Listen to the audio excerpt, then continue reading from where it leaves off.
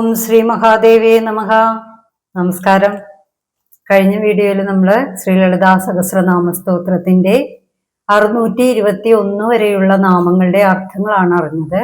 ശ്രീ ലളിതാ സഹസ്രനാമ സ്തോത്രത്തിന്റെ 622 മുതൽ 648 വരെയുള്ള നാമാർത്ഥങ്ങളാണ് നമ്മളിവിടെ അറിയാൻ പോകുന്നത്. ആദ്യം നമുക്ക് ആ ശ്ലോകം ഒന്ന് പാരായണം ചെയ്യാം. ഓം ഗുരുഭ്യോ നമഃ. ഓം ഗംഗണപതേ നമഃ. ഓം ശ്രീ പരാശക്തിയേ നമഃ. ക്ലീംകാരി കേവല ഗുഹ്യ കൈവല്യപദദായിനി ത്രിപുരാ ത്രിജഗദന്ധ്വാ ത്രിമൂർത്തി സ്ത്രീദശേശ്വരി ത്രിക്ഷരി ദിവ്യഗന്ധാഢ്യ സിന്ധൂരാ തിലകാഞ്ചിത ഉമാശൈലേന്ദ്രതനയാ ഗൗരി ഗന്ധർവസേവിത വിശ്വഗർഭാ സ്വർണഗർഭാ വരദാ ജഗദീശ്വരി ധ്യാനഗമ്യ പരിച്ഛേദ ജ്ഞാനദാജ്ഞാന വിഗ്രഹ സർവവേദാന്ത സംവേദ്യ സത്യാനന്ദ സ്വരൂപിണി ലോകമുദ്രാർച്ചിത ലീലക്ലിപ്ത ബ്രഹ്മാണ്ഡ മണ്ഡല. ഇതുവരെയുള്ള നാമശ്ലോകത്തിന്റെ അർത്ഥങ്ങളാണ് നമ്മൾ അറിയാൻ പോകുന്നത്. ആദ്യത്തെ നാമമായിട്ട് വരുന്നത് ഓം ക്ലീംകാരിയേ നമഃ. ക്ലീം എന്നാൽ കാമബീജം എന്നാണ്. അതായത് ക്ലീംകാര രൂപനായ കാമേശ്വരന്റെ പത്നിയായ ദേവിയെ കുറിക്കുന്ന നാമമാണ്. അതിനാൽ ക്ലീംകാര രൂപത്തിലുള്ള ദേവിയെന്ന് നാമാർത്ഥം സൂചിപ്പിക്കുന്നു. അടുത്ത നാമം നോക്കാം. ഓം കേവലായേ നമഃ. കേവലമായ തത്വസ്വരൂപിണിയായ ദേവിയെക്കുറിച്ചാണ് ആ നാമാർത്ഥം സൂചിപ്പിക്കുന്നത്. കേവല എന്നാൽ അദ്വിതീയമായത്, ഏകത്വമായത് എന്നൊക്കെ അർത്ഥമുണ്ട്. അങ്ങനെ കേവല തത്വമായ സ്വരൂപിണിയായ ദേവിയെക്കുറിച്ച് ആ നാമാർത്ഥം സൂചിപ്പിക്കുന്നു. അടുത്ത നാമം നോക്കാം. ഓം ഗുഹ്യായേ നമഃ. അതീവ രഹസ്യമായ ദേവിയല്ലേ. ദേവിയെക്കുറിച്ച് ഉള്ള രഹസ്യങ്ങൾ ഗോപ്യമാണ്. ഗോപ്യമായിട്ട് അറിയപ്പെടേണ്ടവളാണ് ദേവിയെന്ന് ആ നാമാർത്ഥം സൂചിപ്പിക്കുന്നു. അടുത്ത നാമം നോക്കാം. കൈവല്യപദദായിന്യേ നമഃ. പരമമായ മോക്ഷാർത്ഥമായത് ഭക്തർക്ക് പ്രദാനം ചെയ്യുന്നവളാണ് ദേവി. അതായത് ആത്മജ്ഞാനം നൽകി പരമമായ മോക്ഷത്തെ പ്രദാനം ചെയ്യുന്നവൾ എന്നാണ് ആ നാമാർത്ഥം വരുന്നത്. മോക്ഷം 5 തരത്തിലുണ്ട്. സാലോക്യം, സാമീപ്യം, സാരൂപ്യം, കൈവല്യം, സായുജ്യം, അങ്ങനെ 5 തരത്തിലുള്ള മോക്ഷങ്ങൾ ഉണ്ടെന്നാണ് പറയുന്നത്. കൈവല്യപദം എന്ന് പറഞ്ഞു കഴിഞ്ഞാൽ ഏറ്റവും ആത്മജ്ഞാനമായിട്ടുള്ള ജ്ഞാനത്തിലൂടെ മോക്ഷം നൽകുന്ന എന്നാണ് അർത്ഥം.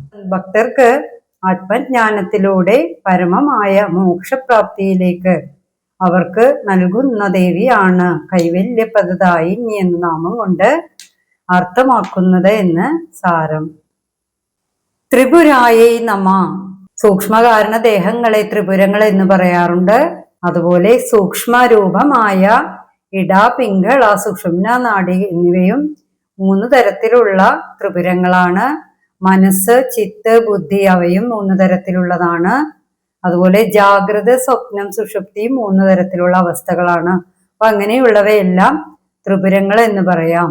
അപ്പൊ ആ നാമങ്ങളുടെ അർത്ഥങ്ങളിലാണ് ത്രിപുരായേ നമഃ എന്ന നാമം കൊണ്ട് അർത്ഥമാക്കുന്നത്.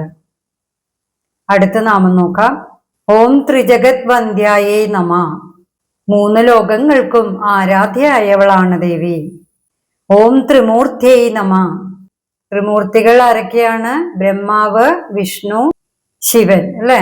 അപ്പൊ ആ ത്രിമൂർത്തികളുടെ രൂപത്തിലും അവരുടെ ശക്തിയിലുമായിരിക്കുന്നവളാണ് ദേവിയെന്ന് ആ നാമാർത്ഥം സൂചിപ്പിക്കുന്നു. അടുത്ത നാമം നോക്കാം. ഓം ത്രിദശേശ്വരിയേ നമഃ. ത്രിദശന്മാർ എന്നാൽ ദേവന്മാർ എന്നാണ് അർത്ഥം വരുന്നത്. അപ്പൊ ത്രിദശന്മാർ എന്ന് പറഞ്ഞാൽ ദേവന്മാർക്ക് ഈശ്വരി ആയിട്ടുള്ളവൾ എന്ന് ആ നാമാർത്ഥം സൂചിപ്പിക്കുന്നു. അടുത്ത നാമം നോക്കാം. ഓം ത്രിക്ഷരിയേ നമഃ. അതായത് 3 അക്ഷരങ്ങളുടെ ദേവതാ സ്വരൂപമായിട്ടുള്ളവളാണ് ദേവി. അതുപോലെ മന്ത്രസ്വരൂപിണിയായ ദേവി എന്ന് പറയാം. ഓം എന്ന മന്ത്രത്തിന്റെ സ്വരൂപമായിട്ടുള്ളവൾ എന്നാണ് ആ നാമാർത്ഥം സൂചിപ്പിക്കുന്നത്. ഓം ദിവ്യഗന്ധാഢ്യേ നമ.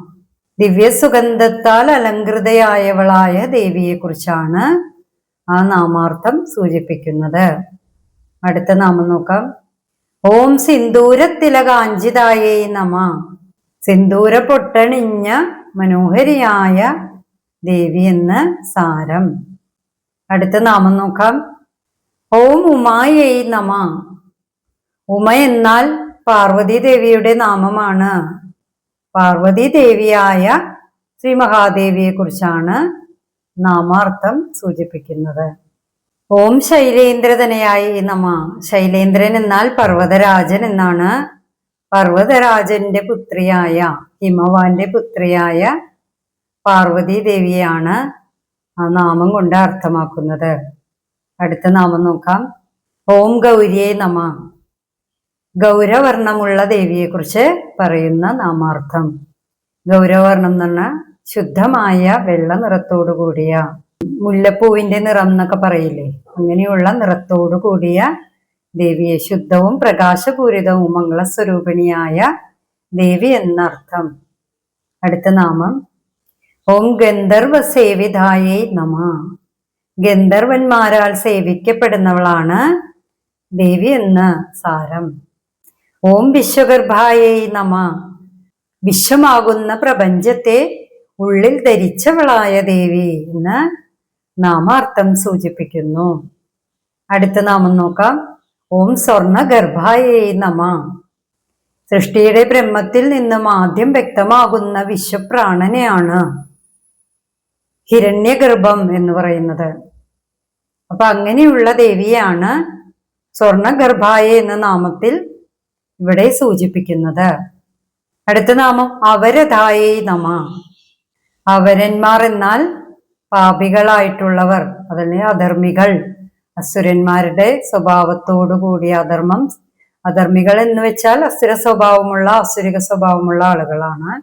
അപ്പൊ അവരെ നശിപ്പിക്കുന്നവൾ എന്ന അർത്ഥത്തിലാണ് ആ നാമാർത്ഥം പറയുന്നത്.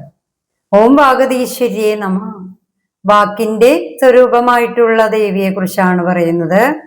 സരസ്വതി ദേവി എന്നും നാമാർത്ഥം പറയുന്നുണ്ട്. ഓം ധ്യാനഗമ്യായേ നമ. ധ്യാനം കൊണ്ട് പ്രാപിക്കേണ്ടവളാണ് ദേവി എന്ന് സാരം. ഓം അപരിച്ഛേദ്യായേ നമ. ദേശാധികാലങ്ങളാൽ പരിച്ഛേദിക്കാൻ കഴിയാത്ത ഒന്നാണ് ദേവി, അല്ലേ? അപ്പൊ അങ്ങനെയുള്ള നാമാർത്ഥത്തിലാണ് അപരിച്ഛേദ്യായേ എന്ന നാമം കൊണ്ട് അർത്ഥമാക്കുന്നത്. ഓം ജ്ഞാനദായേ നമ. എന്തായിരിക്കും ആ നാമത്തിന്റെ അർത്ഥം? ജ്ഞാനം നൽകുന്നവളായ ദേവി, അല്ലേ? ദേവി ജ്ഞാനസ്വരൂപിണിയാണ്. ദേവി നമുക്ക് നൽകുന്ന ജ്ഞാനത്തെയാണ് ജ്ഞാനദായ എന്ന നാമം കൊണ്ട് അർത്ഥമാക്കുന്നത്. ജ്ഞാനവിഗ്രഹായേ നമ. ജ്ഞാനത്തിൽ നിന്നും ഉടലെടുത്ത ദേവിയാണ്. അപ്പൊ ജ്ഞാനവിഗ്രഹായ എന്ന നാമം ആ നാമാർത്ഥം പറയുന്നു. സർവവേദാന്ത സംവേദ്യായേ നമ. സർവവേദങ്ങളാലും അറിയപ്പെടുന്നവളാണ് ദേവി. ആത്മതത്വം പ്രതിപാദിക്കുന്ന ഉപനിഷത്തുക്കളാണ് വേദാന്തം, അല്ലെ? സർവവേദാന്തങ്ങളാലും അറിയപ്പെടുന്ന ദേവി എന്ന് സാരം. ഓം സത്യാനന്ദ സ്വരൂപിണ്യേ നമ. സത്യത്തിനും ആനന്ദത്തിനും സ്വരൂപമായിട്ടുള്ളവൾ, സത്യാനന്ദ സ്വരൂപിണി എന്ന് പറയാം, അല്ലെ? സത്ത്, ചിത്ത്, ആനന്ദം അങ്ങനെ ഉള്ള ദേവിയാണ് എന്ന് നാമാർത്ഥം. ഓം ലോപമുദ്രാർച്ചിതായേ നമ. ലോപമുദ്ര എന്നാൽ അഗസ്ത്യമുനിയുടെ പത്നിയാണ്. നമ്മള് മുൻപ് പഠിച്ചിട്ടുണ്ടായിരുന്നു, ശ്രീവിദ്യ ഉപാസകരിൽ ലോപമുദ്ര വരുന്നുണ്ട്, അല്ലെ? ആ 12 ഉപാസകരില്ലേ ദേവിയുടെ, ആ 12 ഉപാസകരില് ലോപമുദ്രയും ഉണ്ട്. അപ്പൊ ലോപമുദ്ര ദേവി ആരാധിക്കപ്പെടുന്ന ദേവിയാണ് ശ്രീ മഹാദേവി. അപ്പൊ അങ്ങനെയുള്ള നാമാർത്ഥത്തിലാണ് ഈ നാമം വരുന്നത്. ഓം ലീലാക്ലിപ്ത ബ്രഹ്മാണ്ഡ മണ്ഡലായേ നമ.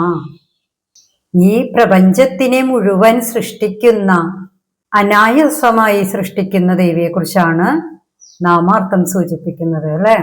എത്ര അനായാസകരമായിട്ടാണ് ദേവി ആ പ്രപഞ്ചത്തിനെ, ഈ ബ്രഹ്മാണ്ടത്തിനെ സൃഷ്ടിച്ചിരിക്കുന്നത് എന്ന് സാരമാക്കുന്ന ഒരു നാമാർത്ഥമാണത്. ഇതാണ് ലീലാക്ലിപ്ത ബ്രഹ്മാണ്ട മണ്ഡലായി എന്ന നാമം കൊണ്ട് അർത്ഥമാക്കുന്നത്. അപ്പൊ ഇതിൽ നിന്നെല്ലാം നമുക്ക് മനസ്സിലാക്കാൻ കഴിയുന്ന ഒരേ ഒരു തത്വം, ആത്മസ്വരൂപമായിട്ടുള്ള ദേവിയെ അറിയുക, അത് ആത്മജ്ഞാനത്തിൽ കൂടെയാണ് എന്ന് മാത്രം, അല്ലേ? അപ്പോൾ ആത്മജ്ഞാന സ്വരൂപമായിട്ടുള്ള ദേവിയെ അറിയണമെങ്കിൽ നമ്മൾ ഉള്ളിലേക്ക് തന്നെ നോക്കണം. നമ്മുടെ ഉള്ളിലേക്ക് തന്നെ നോക്കുക, അല്ലേ? ഉള്ളിലേക്ക് നോക്കുക. നമ്മൾ ധ്യാനിക്കാനൊക്കെ ശ്രമിക്കുക. കുറച്ച് ടൈമുകൾ എല്ലാവരും അതിനുവേണ്ടി വിനിയോഗിച്ചാൽ ഒരുപാട് ഗുണങ്ങളാണ് നമുക്ക് ഉണ്ടാവുക. നമുക്ക് മനസ്സുകൊണ്ടും ശരീരം കൊണ്ടും നമുക്ക് ഒരുപാട് ആനന്ദം, ദേവിയുടെ ആ ആനന്ദത്തിലേക്ക് നമുക്ക് എത്താൻ കഴിയുന്നതാണ് പറയുന്നത്. മനസ്സുഖം ഉണ്ടാവുന്നതാണ് പറയുന്നത്. അതാണ് പ്രധാനപ്പെട്ടത്. 648 വരെയുള്ള നാമങ്ങളുടെ അർത്ഥങ്ങൾ നമ്മൾ ഇന്ന് പറഞ്ഞു. അടുത്ത നാമങ്ങളുമായിട്ട് നമുക്ക് അടുത്ത വീഡിയോയിൽ കാണുന്നത് വരെ നന്ദി, നമസ്കാരം.